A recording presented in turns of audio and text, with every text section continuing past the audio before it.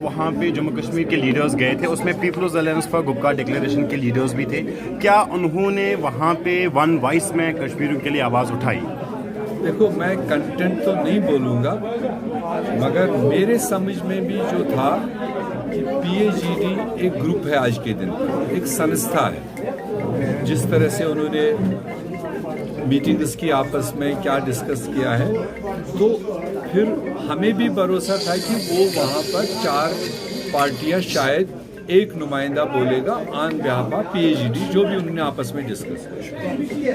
या तो government of India की कोई उसमें सोच थी, या फिर PAGD का भी आपस में मतलब वो नहीं था एकता, जिसकी वजह से वहाँ फिलहाल रिकॉग्नाइज्ड PAGD के 3 मेंबरान ने बोला।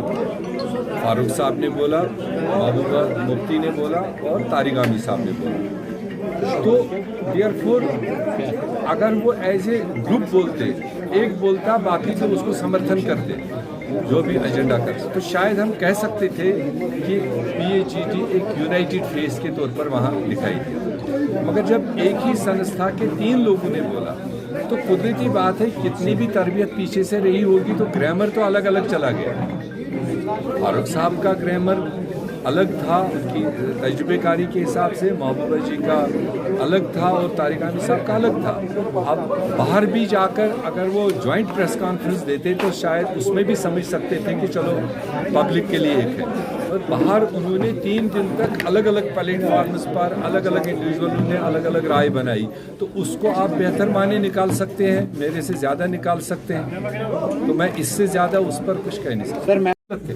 सर ये बताएं, सिरसा और अकाली दल जो है बीजेपी से मुंसलिक लोग हैं, सिख इंसिडेंट जो हुआ सिख लड़कियों के हवाले से, अब जो है वो कश्मीर आना शुरू हो गए हैं और यहाँ पे जो कम्युनल ब्रदरहुड है, हारमोनी है, उसे जो है डिवाइड करने की कोशिश कीजिए, उसमें आपकी क्या रिएक्शन है? ये कम्युनिटीज हमेशा सारे सुख दुख में एक दूसरे के सहयोग में रहे, तो मैं तो दुआ करूंगा आगे भी कम्युनिटीज के बीच में कोई तफर्रुक ना हो।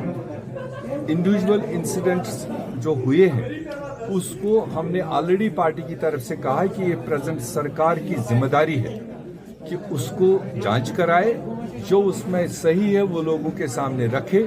अगर कोई इंडिविजुअल इस तरह की किसी चीज़ में मुलव्वस है, उसको कानूनी तरीके से जो उसमें होगा सज़ा, वो उसको मिलना चाहिए। मगर दोनों कम्युनिटीज़ को इंडिविजुअल इंसिडेंट को लेकर कम्युनिटीज़ के बीच में कुछ अनासिर की कोशिश है कि ये मुस्लिम और सिख कम्युनिटीज़ अभी तक सारे सुख दुख में एक दूसरे को सहयोग करते रहे, ये कैसे बाइफरकेट करें।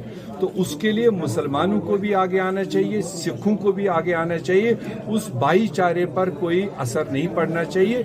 Individual incidents must be investigated, what is the truth that should be. Sir आप डिमांड कर रहे हैं कि उनके खिलाफ एक्शन होनी